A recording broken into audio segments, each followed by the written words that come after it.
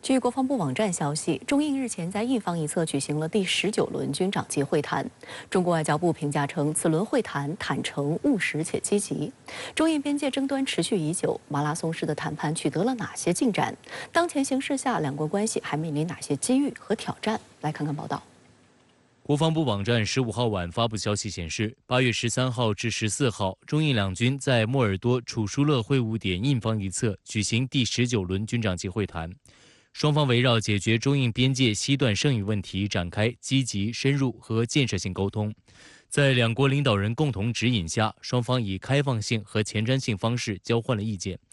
同意通过军事和外交渠道保持沟通对话势头，尽快解决剩余问题。在此期间，双方同意维护中印边境和平安宁。深圳卫视记者注意到，此轮中方发布消息采用中英双语联合新闻稿的形式，有潜力可循，更便于国际传播。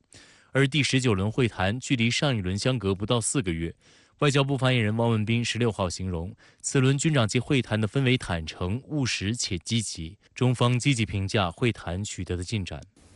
在今天的外交部记者会上，发言人汪文斌也回应了中印两军举行的第19轮军长级会谈。我注意到，和国防部此前发布的消息稿一样，外交部的回应不算长，但也使用了开放性、前瞻性等积极词汇，形容此次沟通。国防部则表示，双方沟通是积极、深入和建设性的。从实际来看的话呢，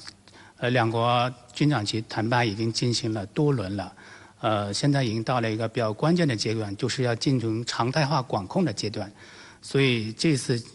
第19轮那个谈判的话呢，就是应该是一个非常关键的一个节点。中印关系在2020年加勒万河谷冲突后跌入低谷，双方在这期间进行了多场高层会晤，并举行了19次军长级会谈和数次双边磋商协调会议。在此期间，两军在加勒万河谷等4个地点取得了脱离接触的成果。深圳卫视记者注意到，今年以来，围绕边境问题，双方保持了稳定的沟通频率。第18轮军长级会谈后仅时隔4天，国务委员兼国防部长李尚福在新德里出席会议时会见了印度防长拉吉纳特。李尚福指出，当前中印边境局势总体平稳，双方通过军事和外交渠道保持了沟通，应登高望远，把边界问题放在双边关系适当位置，推动边境局势早日转入常态化管控。在此基础上，1个月后，中印在新德里共同召开了边境事务磋商协调会议，并就边境问题达成3项共识。第一，中印同意尽快解决边界西段问题。第二，双方同意保持多渠道沟通，推动边境局势降温。第三，双方同意尽快举行下一次磋商及军长级会谈。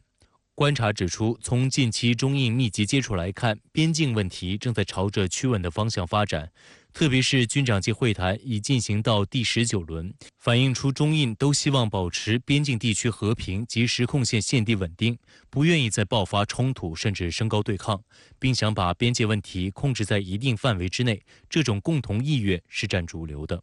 当然也需要留意到，中印两军马拉松式的谈判尚未实现大的突破，说明边界争议的高度复杂性，解决难度很大。分析认为，边界谈判需要足够的耐心和智慧，中方的节奏是连续和稳步的推进，同时在这个过程中着力避免新的摩擦。中印边境谈判之所以陷入一种长期的马拉松式的谈判，我个人觉得主要有3大方面的原因。第一个原因就是印方仍然固执地坚持他所谓的要恢复到2020年4月之前状态的这种不切实际的要求，这是中方没法答应的。第二个就是印方，尤其印度军方仍然在边境地区进行大规模的军力部署，在边境上的一些小动作也不断，这不利于两国的边境地区的和平与安宁。第三个比较重要的原因就是印度可能对国际环境有一些战略误判，他认为当前美国正在对中国进行全方位的打压遏制，可以借机提高在边境谈判问题上的要价。当前中印关系机遇和挑战并存。外界注意到，由于印度近年来在外交取态中愈发向美国靠拢，使中印之间的敏感问题更为复杂。长期研究印度的学者认为，印度素有大国包袱，希望成为国际舞台有声有色的大国。然而，尽管印度在国家发展进程中也的确取得了很大成绩，但其与中国的差距却一直在拉大，催生出其强烈的与中国攀比较量的情节。当前中美战略竞争加剧，让印度产生战略投机幻想，吃定美国需要拉拢印度制衡中国的战略诉求。臆测中国在美国的战略压力下需要拉住稳住印度，故而倾向于对华强硬，变相的放弃了所谓的不结盟外交，转而强调在多项结盟的基础上面进行联美恶华这样一个战略取向。这是中印关系持续下行的一个根本的一个原因。中印关系持续在低水平徘徊，对两国都毫无益处，尤其对印度而言更是如此。目前印度国内还面临这种发展水平的不平衡，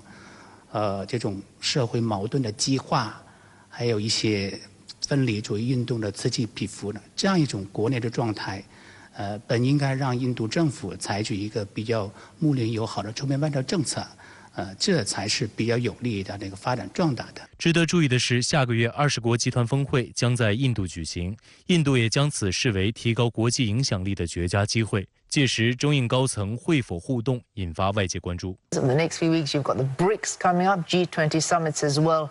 Is there anything new this time to make this issue maybe a little bit more prevalent when it comes to discussions? There is some sense of urgency to actually address this matter, to actually try to come to some resolution, for there to be some disengagement and some progress. Certainly there are, this timing is significant in that sense, but we have to see what actually comes out of this. 7月，王毅分别会见印度国家安全顾问多瓦尔和印度外长苏杰生。王毅表示，中印是多极化进程中的两大力量，两国是相互支持、相互成就，还是相互猜忌、相互消耗，将直接影响各自发展进程和世界局势走向。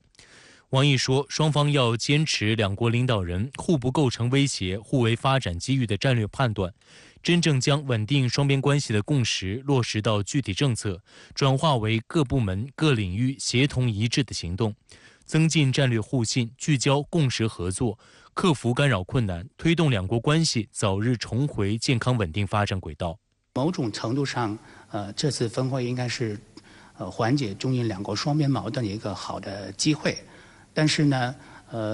从这个峰会的成功和完整性来看的话呢，印方应该与中方相向而行吧。在峰会之前，为两国的互动，两国工作层的交往。创造比较有利的那个氛围和条件，这样的话呢，在今年9月的德里G20峰会上面，中印能够共同向全球南方国家或者是全球发展中国家共同反映他们的心声。